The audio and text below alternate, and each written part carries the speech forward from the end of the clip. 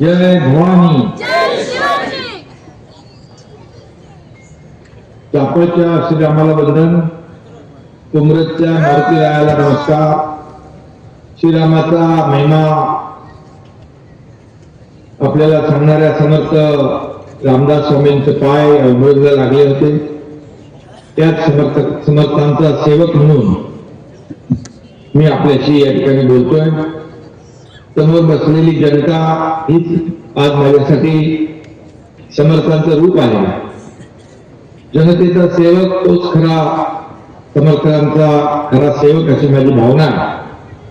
खरं म्हणजे मला प्रत्यक्ष या ठिकाणी यायची इच्छा होती, आपल्याशी संवाद साधण्याची, माझ्या लाडक्या बहिणींना भेटण्यासाठी, माझ्या लाडक्या भावांना भेटण्यासाठी माझ्या मनामध्ये अतिशय तीव्र इच्छा असून देखील मी त्या ठिकाणी येऊ शकलो नाही. आपल्याला माहित आहे की दिवंगत उपमुख्यमंत्री अजितदादा पवार यांचं दुःखद निधन झालं. ही अतिशय वेदना देणारी घटना घडलेली आहे आणि त्यामुळे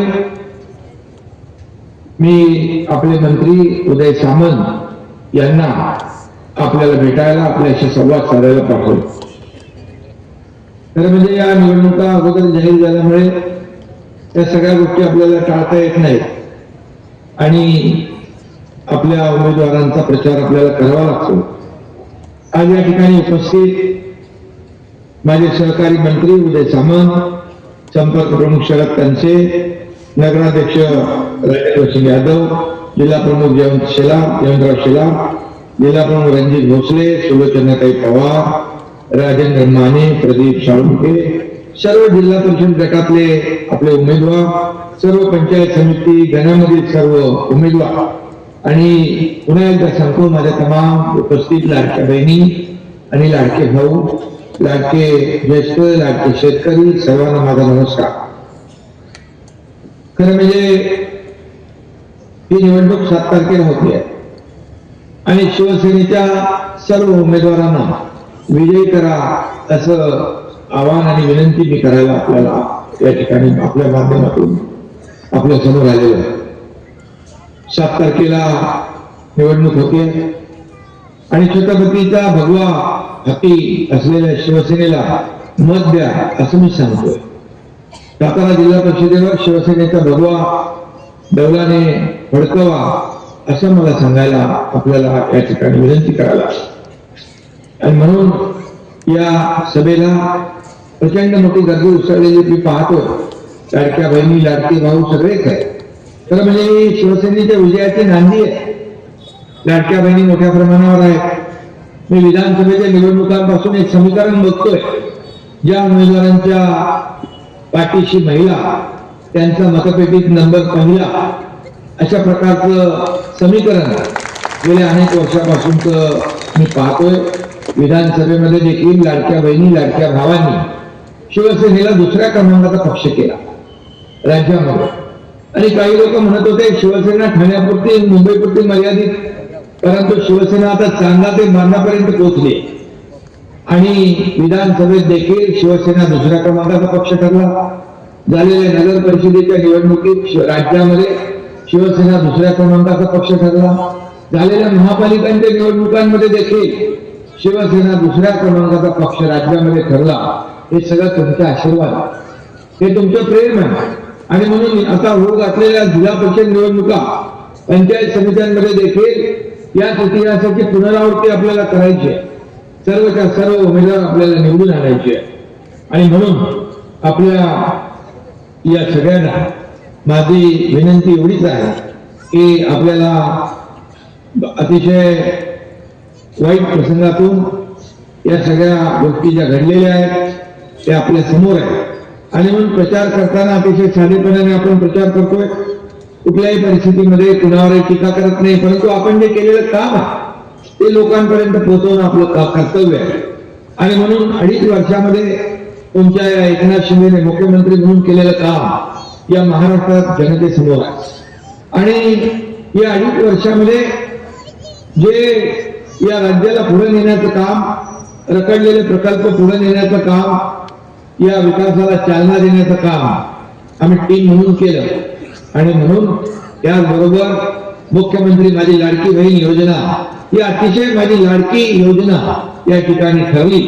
आणि लाडकी बहीण योजना सुरू झाली तेव्हा अनेक लोकांनी विरोध केला, अनेक लोक कोर्टात गेले, परंतु या ठिकाणी आपण ही योजना राबवणार हा निश्चय केला होता. आणि मुख्यमंत्री तुमचा लाडका भाऊ एकनाथ शिंदे होता, त्यामुळे कुणाची डाळ शिजली नाही आणि ही योजना सुरू झाली. गोरगरीब माझ्या लाडक्या बहिणींना कुटुंबाला आधार देता आला. आणि आज अनेक लाडक्या बहिणी स्वतःचा छोटा मोठा व्यवसाय करू लागल्या, स्वतःचा प्रपंच सांभाळू लागल्या. याचा मला आनंद आहे, कारण गरिबी मी देखील पाहिली आहे, माझ्या आईची काटकसर देखील मी पाहिली आहे. आणि म्हणून जेव्हा मी मुख्यमंत्री झालो तेव्हा ठरवलं माझ्या लाडक्या बहिणी मातांसाठी काही ना काही करायचं. आणि त्यातूनच लाडकी बहीण योजना या योजनेचा जन्म झाला. आणि मी सांगतो कुणाचाही माईकाला आला तरी सुद्धा लाडकी बहीण योजना कधी बंद होणार नाही हा शब्द आपल्याला मी या ठिकाणी देऊ. माझ्या लाडक्या भावांसाठी देखील योजना आपण केल्या, त्या देखील काही अडचणीत असतील त्या दूर करता येतील. शेतकरी सन्मान योजना सुरू केली आपण. माझ्या लाडक्या बहिणींसाठी एसटी मध्ये 50% सवलत देण्याचा निर्णय घेतला आपण. लेक लाडकी लखपती योजना आपण केली. मुलींना उच्च शिक्षण देण्याचा निर्णय आपण घेतला. आणि या सगळ्या योजना आपण करत असताना एक सर्वसामान्य केंद्रबिंदू माणूस, सर्वसामान्य माणूस केंद्रबिंदू माणूस. आणि म्हणून राज्याच्या दृष्टीने मला काय मिळालं यापेक्षा माझ्या राज्यातल्या जनतेला काय मिळालं हे पाहणं ही भूमिका तुमच्या एकनाथ शिंदे. प्रॉपर्टी किती कमवली, पैसे किती कमवले, सत्ता किती कमवली, संपत्ती किती कमवली, यापेक्षा माणसं किती कमवली आणि माणसांचं प्रेम किती कमवलं हे माझ्यासाठी महत्वाचं आहे. आणि म्हणून ही भूमिका घेऊन हा तुमचा एकनाथ शिंदे पुढे चाललाय. या राज्यातली जनता पाठीशी उभी आहे. या राज्यातल्या जनतेने भरभरून आपल्याला प्रेम दिलंय. अगदी 3-3.5 वर्षाच्या या अतिशय कमी काळामध्ये आपण 80 जागा विधानसभेला लढलो आणि त्यापैकी 60 जागा जिंकलो. ऐतिहासिक विजय आपल्याला या महाराष्ट्रातल्या जनतेने दिला. आणि म्हणूनच या जनतेसाठी जेवढं आपल्याला करता येईल ते केलं पाहिजे. हे ऐतिहासिक गाव असलं तरी उमरग अनेक समस्यांनी वेढलेला आहे. दर सोमवारी मोठा बाजार भरतो, तो या शहराची शान आहे. परंतु बाजार भरला की वाहतूक कोंडी होते, पार्किंगला जागा मिळत नाही. खेड्यापाड्यातले अनेक शेतकरी उमरगला आपलं सामान माल घेऊन येतात, उन्हातान्हात आपला माल घेऊन उभे राहतात. त्यांच्यासाठी दुपारचे निवारे झाले पाहिजे, घटकावर आराम पाहिजे, प्यायला स्वच्छ पाणी मिळालं पाहिजे. गावात दुचाकी चोरांचा सुळसुळाट झालाय असं काहीतरी लोक सांगतात. लक्ष नसलं की 30 सेकंदात दुचाकी गायब होते असं देखील काही लोक सांगायला. आणि म्हणून आपल्याला हे चोरच गायब करायचे, या चोरांचंच नायनाट करायचं आहे. आणि खऱ्या अर्थाने मी आता जास्ती काय त्याच्यावर बोलत नाही, कारण तिचा पार्श्वभूमी आता दुःखाची आहे. आणि म्हणून उमरगचे उद्योगधंदे वाढवून तरुणांना इथं रोजगार द्यायचा आहे. साताऱ्यात IT पार्क होण्याची मागणी होती आहे. उद्योग खाता आपल्याकडे आहे आणि म्हणूनच मी मुद्दाई सामान उद्योग मंत्री यांना आपल्याकडे पाठवलेला आहे. आणि म्हणून आपण ज्या ठिकाणी आपल्याला काम इथे उद्योगाला चालना देता येईल त्या ठिकाणी आपण सूचना करा. उद्योग मंत्री त्या ठिकाणी आपल्या राज्य सरकारच्या वतीने, उद्योग विभागाच्या वतीने तिथं उद्योग आणल्याशिवाय राहणार नाही अशा प्रकारचा विश्वास देखील आपल्याला देतो. IT पार्कमुळे इथलं अर्थकारण आणि रोजगाराला गती मिळेल. आपल्या गावामध्ये या ठिकाणी राहून लोकांना रोजगार मिळेल. मला अभिमान आहे. खरं म्हणजे सातारा ही माझी जन्मभूमी आहे. मुंबई ठाणे कर्मभूमी असली तरी सातारा माझी जन्मभूमी आहे.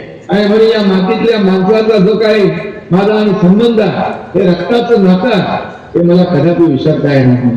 आणि मग सातारा जिल्ह्यासाठी जे काही करता येईल या ठिकाणी करण्यासाठी कुठेही हात आकडता घेतला जाणार नाही हे या ठिकाणी मी सांगतो. आणि उमरगच्या विकासासाठी जे काही करावं लागेल ते नक्की केलं जाईल हा देखील या ठिकाणी विश्वास आपल्याला देतो. आपल्या गावामध्ये देखील चांगल्या प्रकारचे रस्ते झाले पाहिजे, आरोग्य सुविधा मिळाल्या पाहिजे. हे गाव सर्वांनी सक्षम करण्यासाठी एक मास्टर प्लॅन देखील तयार करतोय. उमरग मधून हायवे गेल्याने गावाचे 2 भाग झाले. यामुळे या ठिकाणी पारदर्शक असा उड्डाणपूल उभारण्याची मागणी ग्रामस्थ करत आहे. आणि हा उड्डाणपूल करण्याचा शब्द या ठिकाणी तो उड्डाणपूल उभारायचा हा उड्डाणपूल आवश्यक आहे आणि म्हणूनच या उड्डाणपुलासाठी आवश्यक ते सर्व करण्याची जबाबदारी मी या ठिकाणी घेतो. इथे पिण्याच्या आणि शेतीच्या पाण्याची टंचाई आहे ती देखील दूर केली जाईल. इथला टोलचा विषय देखील नागरिकांना भेडसावतोय. नागरिकांनी आंदोलन देखील केले. मुंबईमध्ये देखील मी 5 एंट्री पॉइंटचे टोल नाके बंद केले. कोल्हापूरचा टोल नाका बंद केला आणि म्हणून या टोल नाका संदर्भात देखील कशी आपल्या नागरिकांना सवलत देता येईल त्यामध्ये देखील विचार नक्की करू. राज्याचा उपमुख्यमंत्री म्हणून मी आपल्या सोबत आहे आणि विकास हाच आपला अजेंडा आहे. विकास आपला अजेंडा आहे आणि गेल्या 3.5 वर्षामध्ये जी काही विकासाची कामं केली ती लोकांपर्यंत आपण पोहोचवण्याचं काम केलं पाहिजे. आणि या उमरजमध्ये ज्या काही समस्या आहेत जे काही प्रश्न भेडसावत आहेत ते देखील सोडवण्याचं काम या ठिकाणी केलं जाईल अशा प्रकारचा मी शब्द आपल्याला देतो. विकासासाठी निधी कमी पडू देणार नाही हा शब्द आहे. कारण एकनाथ शिंदे शब्द देतो तो शब्द पूर्ण करतो हा माझा इतिहास आहे आणि म्हणूनच लोक विश्वास ठेवतात. कारण दिलेले शब्द माघारी फिरत नाही आणि म्हणून बाळासाहेब सांगायचे शब्द देताना एकदा नाही 10 वेळा विचार करा. पण एकदा शब्द दिल्यानंतर माघार नाही. तोच हा एकनाथ शिंदे तुमच्या समोर आलेला आणि म्हणूनच आता महापालिकेच्या निवडणुका ज्या झाल्या त्यामध्ये देखील आपण पाहिलं चांगलं यश मिळालेलं आहे. शिवसेनेची घोडदौड सर्वत्र सुरू आहे. घराघरामध्ये आणि गावागावामध्ये धनुष्यबाण पोहोचतोय याचा मला अभिमान. आणि हे सगळं जे काय होत आहे ते तुमच्या आशीर्वादाने होत आहे. जनता जनार्दनच्या आशीर्वादाने होते. माझ्या युवकांच्या मित्रांच्या आशीर्वादाने होते. माझ्या लाडक्या बहिणींच्या आशीर्वादाने होत आहे. आणि म्हणूनच शिवसेना हा राज्यातला अतिशय कमी वेळेमध्ये 2ऱ्या क्रमांकाचा पक्ष झालाय याचा अभिमान आपल्या सगळ्यांना. आणि म्हणून शिवसेनेला अजून अधिक मजबूत करण्याची आवश्यकता त्यासाठी आपल्या सगळ्यांची साथ मला पाहिजे. आणि म्हणून माझ्या सर्व सहकाऱ्यांना या ठिकाणी आपल्याला विजयी करायचं आहे. म्हणून सर्व सहकाऱ्यांची साथ मिळेल हा विश्वास देखील मला. आणि म्हणून जिल्ह्याचा विकास हेच शिवसेनेचं एकमेव ध्येय आहे. उमरजचा विकास हाच शिवसेनेचा ध्यास आहे. उमरजच्या सर्वांगीण विकासासाठी शिवसेनेशिवाय दुसरा पर्याय नाहीये. आणि म्हणून जिल्ह्यातल्या 1 लाख लाडक्या बहिणींना आपल्याला लखपती दिदी करायचं आहे. त्यातल्या जवळपास 90,000 बहिणी लवकर लखपती झाल्याशिवाय राहणार नाही. मी नेहमी म्हणायचो जेव्हा मुख्यमंत्री माझी लाडकी बहीण योजना केली त्यावेळेसच म्हटलं मी की ज्या ज्या योजना केल्या त्या कुठल्याही योजना बंद होणार नाही आणि माझ्या लाडक्या बहिणींना देखील स्वतःच्या पायावर उभं करण्याचं काम आपल्याला करायचं. शेवटी आपली लाडकी बहीण कुटुंबाचा आधार आहे. कुटुंबाचा प्रमुख आहे. तिला तिच्या स्वतःच्या स्वाक्षरीने सहीने पैसे काढण्याचा अधिकार मी मुख्यमंत्री असताना दिला याचा मला सार्थ अभिमान आहे आणि मला याचं समाधान दिलं. आणि म्हणूनच बचत गटाच्या माध्यमातून देखील महिला बचत गट सक्षम करणं त्यांना आत्मनिर्भर करणं त्यांनी वस्तू बनवल्याला विकायचं कुठे यासाठी देखील आपण त्यांची व्यवस्था करतोय. आपण त्यांच्यासाठी काही ठिकाणी हॉल उभे करतोय. शासन त्याला पैसे मदत करते. सातारा येथे 100 खाटांचं स्वतंत्र महिला रुग्णालय देखील या ठिकाणी होत आहे. आणि म्हणून मी आपल्याला एवढं सांगतो रस्त्यांचा विकास असेल या ठिकाणी पिण्याचं पाणी असेल आज या भागातलं पर्यटन असेल याला चालना देण्याचं काम हा इथला जो माझा तरुण आहे आज युवा आहे तो आपली शेतीवाडी सोडून आपल्या आई वडिलांना सोडून मुंबईचा रस्ता जातो नोकरीसाठी. त्याला नोकरीला जाण्याची वेळ येऊ नये त्याच्यावर पाळी येऊ नये त्याला गावातच रोजगार मिळाला पाहिजे अशा पद्धतीची संकल्पना आपण घेतलेली आहे. आणि म्हणून यासाठी जेवढे काय करता येईल तेवढं आपल्याला करायचं आहे. आशियाई विकास बँकेच्या मदतीने या ठिकाणी उमरज मसूर मायनी दिगंची या ठिकाणी 480 कोटी रुपये मंजूर आपण केले. पाटण कराड वाई जावळी महाबळेश्वर रस्त्यासाठी 147 कोटी रुपये आपण मंजूर केलेले आहेत. आणि जिल्हा मार्ग इतर मार्गांसाठी देखील 1322 कोटी रुपयाची कामं मंजूर केली. प्रधानमंत्री ग्राम सडक योजनेतून 205 किलोमीटरचे रस्ते आपण पूर्ण करतोय. अजून 223 किलोमीटरचे 38 नवीन रस्ते पूल मंजूर केलेले आहेत. 292 किलोमीटर लांबीचे रस्ते देखील आपण करतोय. आणि म्हणून प्रधानमंत्री आवास योजनेअंतर्गत जिल्ह्यात 1,45,000 घरं मंजूर केली आहेत. त्यातली 98,000 घरं जवळपास पूर्ण झालेली आहेत. छत्रपती संभाजी महाराज मेडिकल कॉलेज हॉस्पिटलच्या दुसऱ्या टप्प्यासाठी 284 कोटी मंजूर केलेले आहेत आणि म्हणून शिक्षणामध्ये देखील जिल्हा परिषद मागे असता कामा नये, त्यासाठी 146 शाळा आपण आदर्श शाळा करतोय, त्यासाठी 90 कोटी रुपयाची तरतूद केलेली आहे. 15 कोटी खर्च करून 98 अंगणवाड्या मॉडेल अंगणवाड्या देखील आपण करतोय. या भागातली आरोग्य व्यवस्थाही बळकट करायची आहे आणि म्हणून आपल्याला मी एकच सांगेन, सातारा जिल्हा नंबर 1 करायचा असेल तर आपल्याला विकासाला साथ देण्याची आवश्यकता आहे. उदय सामंत या ठिकाणी आहेत, त्यांना मी पुन्हा एकदा सांगतो की या भागामधला विकास करायचा असेल तर तरुणांच्या हाताला रोजगार मिळाला पाहिजे. ज्या ज्या ठिकाणी आपल्याला छोटी मोठी इंडस्ट्री करता येईल, मध्यम इंडस्ट्री करता येईल, काही ठिकाणी IT पार्क करता येईल, छोटे उद्योग करता येईल, महिलांसाठी छोटे उद्योग असतील, आमच्या तरुणांसाठी छोटे उद्योग असतील, तुमच्या योजनांमधून या भागाला विकसित करा आणि या भागाचा विकास करा. तरुणाच्या हाताला काम मिळालं तो नोकरीसाठी इतरत्र त्याला फिरण्याची वेळ येणार नाही आणि म्हणून हा शब्द मी या ठिकाणी देऊ इच्छितो आणि उदय सामंत यांनाही सांगतो की या भागाची गरज ओळखून आपल्याला या भागाला न्याय देण्यासाठी काम करायचं आणि म्हणूनच शिवसेनेला साथ द्या. शिवसेनेशिवाय पर्याय नाही. आपल्याला आम्ही दिलेला शब्द पाळणारे लोक आहोत, दिलेले शब्द पाळणारे आणि जे बोलतो ते करतो आणि म्हणूनच या ठिकाणी लोक विश्वास ठेवतात. आपण निर्धार करा शिवसेना मजबूत करण्याचा, निर्धार करा उमरजच्या प्रगतीचा, निर्धार करा उमरजच्या समृद्धीचा आणि उमरजच्या भविष्याचा फैसला तुमच्या एका मतात आहे. आणि येणारी 7 तारखेची निवडणूक फक्त निवडणूक समजू नका, तर उमरजच्या भविष्याचा फैसला करणारी ही निवडणूक आहे. अशा प्रकारचं तुम्ही या ठिकाणी संकल्प करा. आपल्या मुलाबाळांचं भविष्य तुमच्या हातात आहे. फक्त उमेदवाराला नाही तर विकासाला मत द्या, कामाला मत द्या आणि म्हणून शिवसेनेला मत म्हणजे विकासाला मत, धनुष्यबाणाला मत म्हणजे विकासाला मत. आणि म्हणून माझ्या तमाम सर्व लाडक्या बहिणी भावांना, माझ्या सर्व ज्येष्ठांना, सर्व शेतकऱ्यांना माझी विनंती आहे की येणारा काळ तुमचा आणि हे येणारं भवितव्य ओळखून आपल्याला उमरजचा विकास करण्याची आवश्यकता आहे. आणि म्हणून धनुष्यबाण येत्या 7 तारखेला, आता 3-4 दिवस, 4 दिवस, 5 दिवस आहे, 7 तारखेला कुठल्याही परिस्थितीमध्ये गाफील राहू नका आणि आपल्या सर्व जिल्हा परिषदेच्या उमेदवारांना आणि पंचायत समितीच्या सर्व उमेदवारांना धनुष्यबाणासमोरचं बटन दाबून शिवसेनेच्या सर्व उमेदवारांना विजयी करा, अशा प्रकारचं विनंती मी आपल्याला करतोय. खऱ्या अर्थाने एवढी मोठी सभा ही एवढी जाहीर सभा या ठिकाणी होती आहे आणि पुन्हा आपण बसलेला आहात याची मला जाण आहे आणि म्हणूनच आपण सगळे या ठिकाणी संकल्प केलेला आहे, निश्चय केलेला आहे की शिवसेनेला साथ देण्याचा, विकासाला साथ देण्याचा आणि उमरजचा विकास करण्याचा संकल्प जो आपण केलेला आहे. म्हणूनच मी आपल्याला पुन्हा एकदा मनापासून या ठिकाणी धन्यवाद देतो. विजयाचा गुलाल देखील आपल्यालाच उधळायचा हे देखील आपण लक्षात ठेवा आणि म्हणून पुन्हा एकदा मी आपल्या सगळ्यांना मनापासून धन्यवाद. येत्या 7 तारखेला धनुष्यबाणासमोरचं बटन दाबून आपल्या सर्व उमेदवारांना विजयी करा आणि सातारा जिल्हा परिषदेवर छत्रपती शिवरायांचा भगवा तेजाने फडकवा.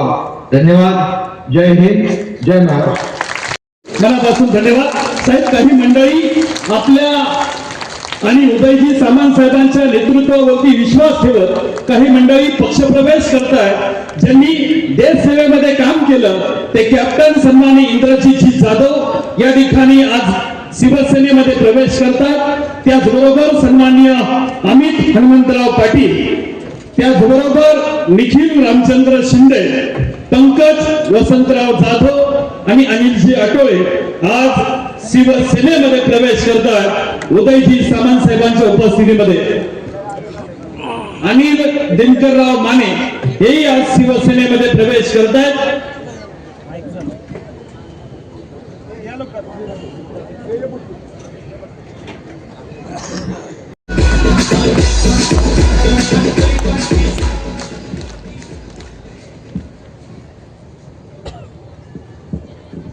मनोगत सुरू करायच्या अगोदर मी स्वतः आणि आपल्या सगळ्यांच्या मार्फत दिवंगत माननीय स्वर्गीय अजितदादांना आदरांजली या ठिकाणी अर्पित करतो.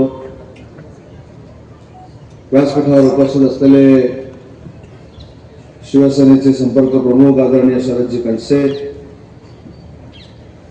व्यासपीठावर उपस्थित असलेले आपल्या कराडचे नगराध्यक्ष, व्यासपीठावर उपस्थित असलेले सर्व जिल्हा परिषद पंचायत समितीचे उमेदवार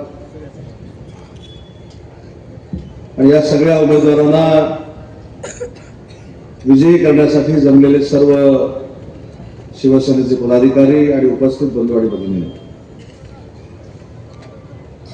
आज जिल्हा परिषद पंचायत समितीचा प्रचार करत असताना आपल्या सगळ्यांच्याच मनामध्ये एक दुःख आहे की आपले कर्तव्यदक्ष अजितदादा पवार आज आपल्यामध्ये राहिलेले नाहीत.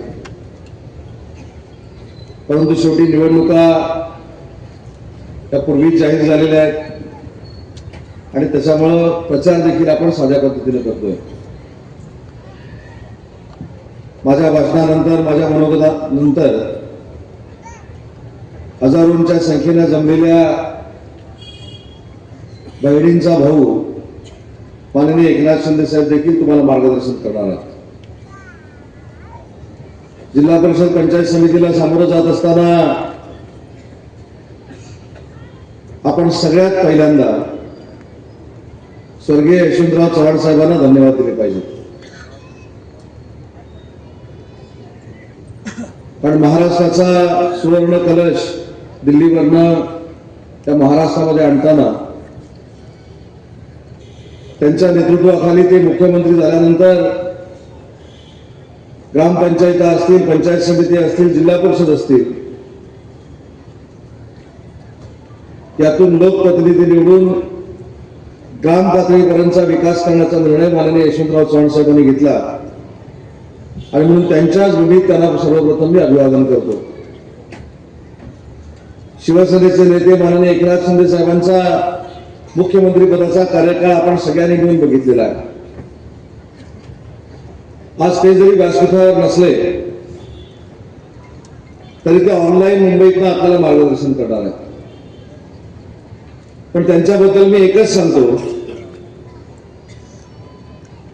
की जसं यशवंतराव चव्हाण साहेबांनी त्यांच्या काळामध्ये मुख्यमंत्री म्हणून काम केलं, त्यांच्या पावलावर पाऊल टाकून त्यांच्यानंतर या महाराष्ट्रामध्ये काम करणारे मुख्यमंत्री म्हणजे या साताऱ्याचे सुपुत्र माननीय एकनाथ शिंदे साहेब आहेत, हे सांगितलं तर चुकीचं होणार नाही. आज त्यांचे कार्यकर्ते म्हणून, त्यांचे पदाधिकारी म्हणून कणसे साहेब आम्ही जिथे जिथे महाराष्ट्रामध्ये फिरतो तिथे तिथे महिला भगिनींचा असाच उत्स्फूर्त प्रतिसाद असतो. कारण माझ्या महाराष्ट्रातली महिला भगिनी स्वतःच्या पायावर उभी राहिली पाहिजे, कुटुंबाच्या कर्त्या पुरुषावर अवलंबून न राहता तिच्या पर्समध्ये स्वतःच्या सन्मानाचे पैसे असले पाहिजेत, ही भावना डोळ्यासमोर ठेवून या देशामध्ये पहिल्यांदा माननीय एकनाथ शिंदे साहेबांनी मुख्यमंत्री माझी लाडकी बहीण योजना स्थापन केली. आपल्या संस्कृतीमध्ये वर्षातून एकदा भाऊबीज केली जाते, परंतु माननीय एकनाथ शिंदे साहेबांमुळे 12 महिने भाऊबीज करण्याची संधी माझ्या लाडक्या बहिणीला मिळालेली आहे, हे आपल्याला विसरून चालणार नाही. आणि माननीय एकनाथ शिंदे साहेब देखील ग्रामीण भागातच लहानाचे मोठे झाले. त्याच्यामुळे ग्रामीण भागातल्या अडीअडचणी काय आहेत, ग्रामीण भागातली पाण्याची व्यवस्था कशी असली पाहिजे, ग्रामीण भागातली रस्त्यांची व्यवस्था कशी असली पाहिजे आणि स्थानिक स्वराज्य संस्थांमध्ये जे लोकप्रतिनिधी निवडून जातात त्याला कशी ताकद दिली पाहिजे, हे जर महाराष्ट्रामध्ये एकमेव नेत्याला माहिती आहे, त्यांचं नाव माननीय एकनाथ शिंदे साहेब आहे. आणि म्हणून मला आपल्याला विनंती करायची आहे की हे सगळे उमेदवार धनुष्यबाणावर निवडणूक लढवत आहेत, म्हणजे माननीय एकनाथ शिंदे साहेबांच्या पक्षाची निवडणूक लढवत आहेत.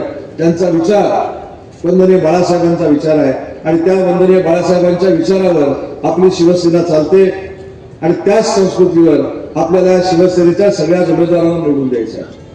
आणि म्हणून मी शिंदे साहेबांच्या वतीनं आपल्याला विनंती करणार आहे की ज्या नेत्यानं महिलांसाठी पुढाकार घेतला, महिलांना सक्षम करण्यासाठी पुढाकार घेतला, युवकांना रोजगार देण्यासाठी पुढाकार घेतला, आमच्या वरिष्ठांना तीर्थदर्शन करण्यासाठी पुढाकार घेतला, त्या एकनाथ शिंदे साहेबांच्या सगळ्या उमेदवारांना धनुष्यासमोरचं बटन दाबून आपण विजयी करावं, ही माझी उद्योग मंत्री या नात्यानं आणि माननीय एकनाथ शिंदे साहेबांचा सहकारी म्हणून आपल्या सगळ्यांना विनंती आहे.